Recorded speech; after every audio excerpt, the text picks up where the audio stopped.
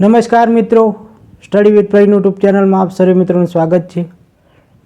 મિત્રો, કાયદો અને આપણા અધિકારો વિશે આપણને નોલેજ હોવું જ જોઈએ, નહીં તો ભ્રષ્ટ નેતાઓ અને સરકારી લાલાઓ આપણા જ ટેક્સના પૈસાથી તેમના ખિસ્સા ભરે છે અને ભ્રષ્ટાચાર આચરે છે।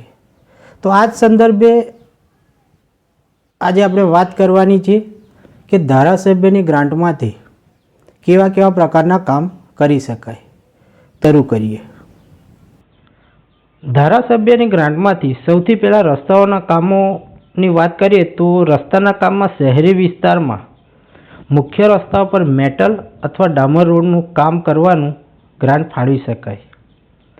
નાની શેરીઓ અને ગલીઓમાં સ્થળ સ્થિતિ મુજબ ડામર રોડ કે સીસી રોડનું કામ કરી શકાય।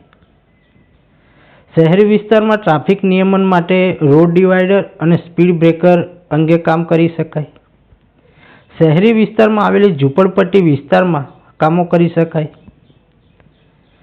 શહેરી વિસ્તારોમાં આવેલી કોઓપરેટિવ હાઉસિંગ સોસાયટીઓમાં ગુજરાત હાઉસિંગ બોર્ડ, ગુડકો, ગુજરાત સ્લમ ક્લિયરન્સ બોર્ડ વગેરે પ્રકારની રહેણાંક સોસાયટીઓમાં રસ્તાના કામો કરી શકાય છે।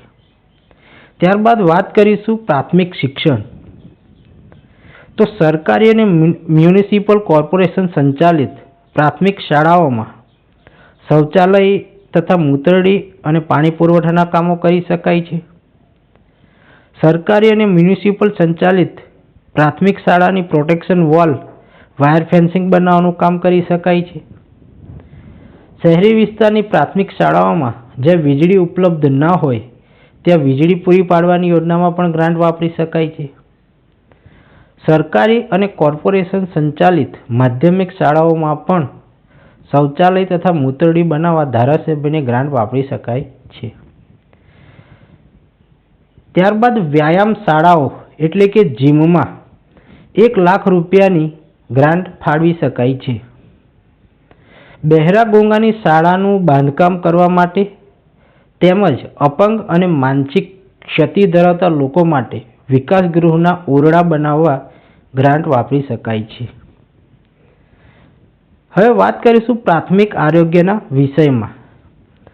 તો સરકારી તથા ટ્રસ્ટની હોસ્પિટલના ઓપરેશન થિયેટરોમાં એસી મૂકવાનું હોય તો ધારાસભ્યની ગ્રાન્ટમાંથી મૂકી શકાય છે।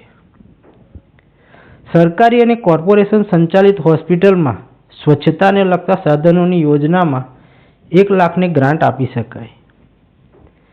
નગરપાલિકા અને મહાનગરપાલિકાની સરકારી હોસ્પિટલમાં અદ્યતન મશીનો સાધનો વસાવવા માટે 5 લાખ સુધીના કામો ધારાસભ્યની ગ્રાન્ટમાંથી થઈ શકે છે। ત્યારબાદ નગરપાલિકા અને મહાનગરપાલિકા સંચાલિત જીમમાં 2 લાખ સુધી સાધનો વસાવવા ગ્રાન્ટ આપી શકાય છે। ત્યારબાદ શહેરોમાં ઉમેરાયેલા નવા વિસ્તારોમાં વરસાદના પાણીના નિકાલ માટે ડ્રેનેજ બનાવવા ગ્રાન્ટ આપી શકાય છે। નગરપાલિકા મહાનગરપાલિકા સંચાલિત ફિઝિયોથેરાપિસ્ટ સેન્ટર શરૂ કરવા માટે લોકફાળાના સ્વરૂપે 2 લાખ સુધી ગ્રાન્ટ ફાળવી શકાય છે। હવે પાણી પુરવઠાના કામોની વાત કરીએ તો પાણી પુરવઠામાં શહેરી વિસ્તારોમાં પાણીની સુવિધા પૂરી પાડવા માટે નવી પાઇપલાઇન નાખવાના કામમાં ગ્રાન્ટ ફાળવી શકાય। શહેરી વિસ્તારોમાં cooperative housing society, Gujarat housing board, ગુડકો, ગુજરાત સ્લમ ક્લિયરન્સ બોર્ડ વગેરેની જે સોસાયટીઓ હોય એમાં પાણીની પાઇપલાઇન નાખવા ગ્રાન્ટ વાપરી શકાય છે। ત્યારબાદ વીજળીકરણની વાત કરીએ તો શહેરી વિસ્તારમાં સ્ટ્રીટ લાઇટમાં ગ્રાન્ટ વાપરી શકાય છે। જાહેર સ્થળોએ જાહેર રસ્તાઓ પર ટ્યુબ લાઇટને બદલે મર્ક્યુરી અથવા સોડિયમ લાઇટ ગોઠવવા યોજનામાં ગ્રાન્ટ આપી શકાય છે, જેથી વીજળીનું બિલ ઓછું આવે।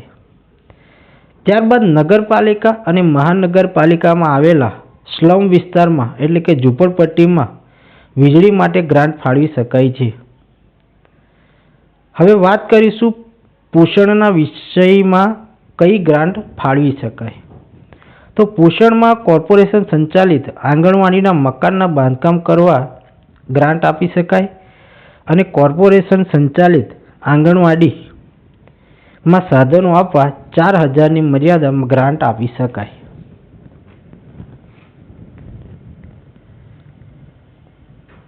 ત્યારબાદ જાહેર બગીચામાં કચરાપેટી બેસવાના બાકડાઓની યોજનામાં ગ્રાન્ટ ફાળવી શકાય. આમ દર્શક મિત્રો, હજી પણ ઘણા બધા કામો ધારાસભ્યની ગ્રાન્ટમાંથી ફાળવી શકાય છે, પરંતુ વિડીયો લાંબો થઈ જાય છે એટલે આટલે સુધી જ રાખું છું. દર્શક મિત્રો, એક ખાસ વાત કહીશ કે જે માહિતી મારી પાસે છે તે માહિતી તમારી પાસે નથી. ના, વાત એમ છે કે તમને આ બધી માહિતીઓ મેળવવામાં રસ જ નથી, ટાઈમ જ નથી, જિજ્ઞાસા નથી. બાકી આ બધું જાહેર જ છે.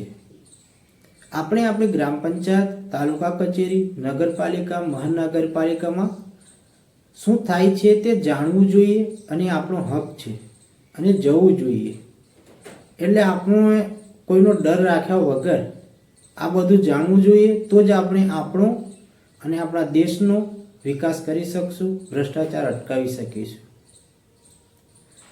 તો મિત્રો, મને આશા છે કે વિડીયો તમને સારો લાગ્યો હશે. વિડીયો સારો લાગ્યો હોય તો લાઈક, શેર અને સબસ્ક્રાઈબ જરૂરથી કરી દેજો અને વિડીયોને શેર કરવાનું ભૂલતા નહીં. નેક્સ્ટ વિડીયોમાં ફરીથી મળીશું. જય હિન્દ.